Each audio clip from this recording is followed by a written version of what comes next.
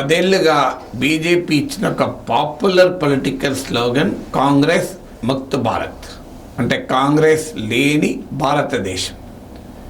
కానీ ఆశ్చర్యం ఏంటంటే ఈ ఎన్నికల క్యాంపెయిన్లో ఇప్పటి వరకు ఈ నినాదం వినబడతలేదు.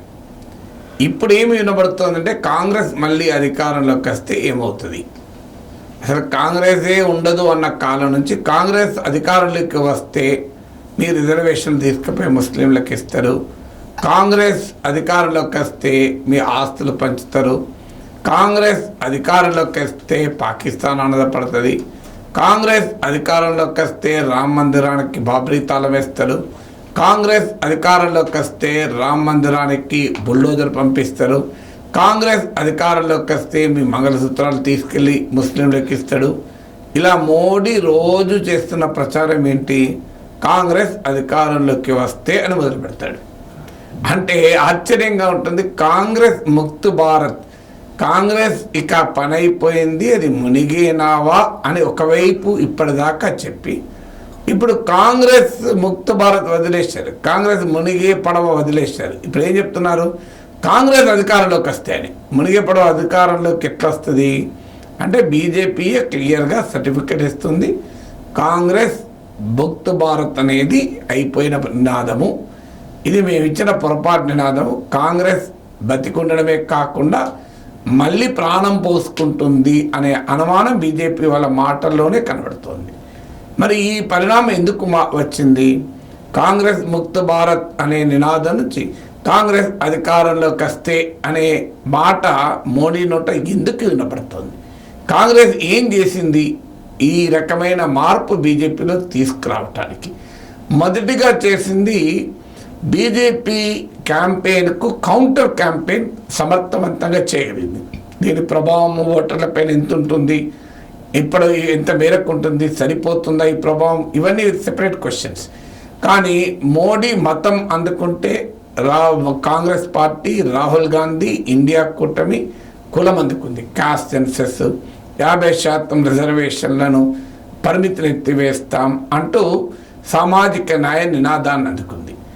మోడీ నినాదానికి రిలీజియన్కు కాస్ట్ సోషల్ జస్టిస్ అనేది చాలా పవర్ఫుల్ కౌంటర్ నినాదం. ఎందుకంటే భారతదేశంలో మతం కన్నా కులం బలమైంది. గతంలో మండల్ పాలిటిక్స్ వచ్చినప్పుడల్లా మందిర్ పాలిటిక్స్ వెనక్కి తగ్గింది. ఇక మోడీ వికసిత భారత్, $5 ట్రిలియన్ ఎకానమీ, సంపన్నమైన భారతదేశం, డెవలప్డ్ నేషన్గా భారతదేశం అంటూ మోడీ నినాదాలు ఇచ్చారు. సో దానికి కౌంటర్గా ఇండియా కూటమి సంపద పునః పంపిణీ, అసమానతల్ని తగ్గించడం ఏంటి, ప్రతి మనిషికి కనీస ఆదాయం ఉండడం ఎలా అంటూ వికేంద్రీకరణ అంటే డిస్ట్రిబ్యూటివ్ జస్టిస్ అనేటువంటి నినాదాన్ని కాంగ్రెస్ అందుకుంది. ఇలా బీజేపీ క్యాంపెయిన్ నరేటివ్కు చాలా కౌంటర్ పాపులర్ నరేటివ్ను, ప్రో పీపుల్ నరేటివ్ను కాంగ్రెస్ పార్టీ ఇండియా కుటుంబం ముందు పెట్టగలిగింది.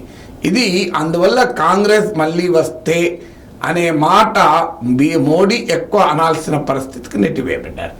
ఇక రెండవ మార్పు ఏంటంటే బీజేపీ ఇప్పటిదాకా పవర్ఫుల్గా ఎజెండా సెట్ చేసేది, ఆ ఎజెండాకు ఆన్సర్ ఇవ్వలేక ప్రతిపక్షం విలవిల్లాడేది.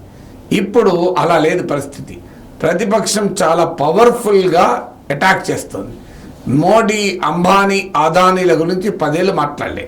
ఈసారి అంబానీ అదానీలు టెంపోల నిండా డబ్బు కాంగ్రెస్ పార్టీకి పంపించారు కనుకనే రాహుల్ గాంధీ వీరిద్దరి గురించి మాట్లాడడం లేదు అంటూ మోడీ అటాక్ చేశాడు.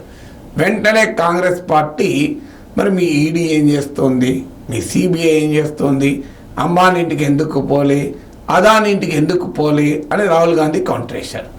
ఈ కౌంటర్కి ఆన్సర్ లేదు. ఇక మాకు 400 సీట్ వస్తే పాక్ ఆక్రమిత కాశ్మీర్ను తిరిగి తీసేసుకుంటామంటూ అమిత్ షా అన్నాడు. పాక్ ఆక్రమిత కాశ్మీర్ సంగతి చాలు, చైనా ఆక్రమించిన 4000 కిలోమీటర్ల సంగతి ఏంటి అంటూ అపోజిషన్ కౌంటర్ ఇచ్చింది. ఇలా ప్రతి అంశంలోనూ కూడా బీజేపీ ఎజెండాకు కౌంటర్గా పవర్ఫుల్గా ఎజెండా పెట్టడమే కాదు, ఒక రకంగా విపక్ష ఎజెండాకు మోడీ రియాక్ట్ కావాల్సి వచ్చింది. ఇవాళ కాన్స్టిట్యూషన్ రాజ్యాంగం మోడీ వస్తే రద్దు చేస్తాడు అని అపోజిషన్ అటాక్ చేస్తే దానికి కౌంటర్ ఇచ్చుకోవాల్సిన పరిస్థితి మోడీ నెట్టివేయబడ్డాడు. అందువల్ల ఒకప్పుడు మోడీ శాసించేవాడు, విపక్షం పాటించేది. ఇప్పుడు విపక్షం శాసిస్తే మోడీ సమాధానం ఇవ్వాల్సి వస్తుంది. ఇది రెండవ మార్పు. మూడవ మార్పు ఏంటంటే వాస్తవంగా కాంగ్రెస్ పార్టీ రాజీ పడదు, కాంగ్రెస్ పార్టీ కూటమి రాజకీయాలు నడపదు, కాంగ్రెస్ పార్టీ ఆధిపత్యవాదాన్ని ప్రదర్శిస్తుంది అని బీజేపీ నమ్మింది. కానీ కాంగ్రెస్ కొన్ని ఇబ్బందులు ఉన్నప్పటికీ కూడా మధ్యప్రదేశ్లో ఎస్పీతో అసెంబ్లీ ఎన్నికల్లో పొత్తు పెట్టుకోలేదు, బెంగాల్లో మమతతో కుదరలేదు, అలాగే పంజాబ్లో ఆప్తో కుదరలేదు. ఈ ఛాలెంజెస్ ఉన్నమాట. కేరళలో కమ్యూనిస్టులతో ప్రత్యక్షంగా పోరాడారు. కానీ అదే సమయంలో కాంగ్రెస్ పార్టీ ఇండియా కూటమిని ఏర్పరచడంలో, ఇండియా కూటమిలో ఒక reasonable political and electoral unity సాధించడంలో విజయవంతమైంది. మీరు గమనించండి, ఆమ్ ఆద్మీ పార్టీ కాంగ్రెస్ ఢిల్లీలో కలుస్తారని ఎవరన్నా అనుకున్నారా? ఎందుకంటే ఢిల్లీలో ఆమ్ ఆద్మీ పార్టీ కాంగ్రెస్ ఓడించి అధికారంలోకి వచ్చింది. అయినా పక్కనున్న పంజాబ్లో కలవకుండా ఢిల్లీలో కలిశారు.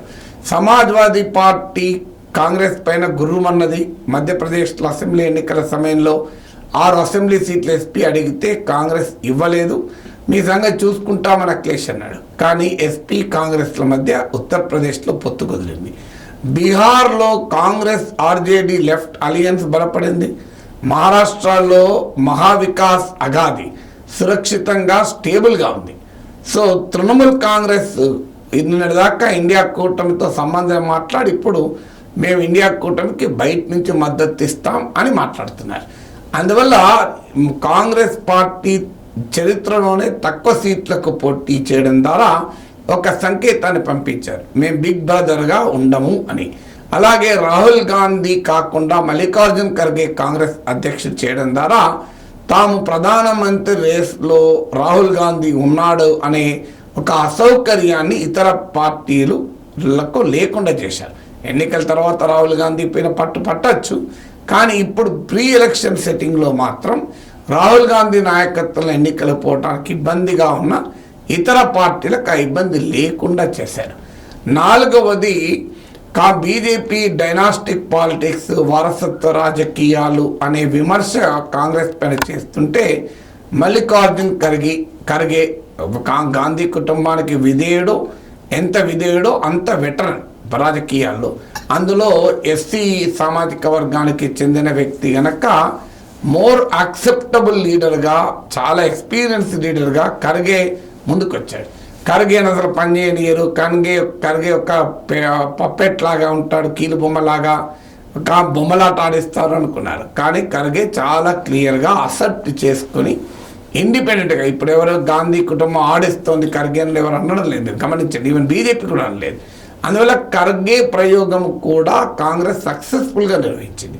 తర్వాత రాహుల్ గాంధీ భారత్ జోడో యాత్ర, భారత్ న్యాయ యాత్రల ద్వారా రాహుల్ గాంధీ డీపప్పువైజేషన్ ఆఫ్ రాహుల్ గాంధీ అయింది. అంటే పప్పు ఇమేజ్ నుంచి రాహుల్ గాంధీని బయటపడి మోడీకి బస్తీ మీద సవాల్ అంటూ ముందుకొచ్చాడు.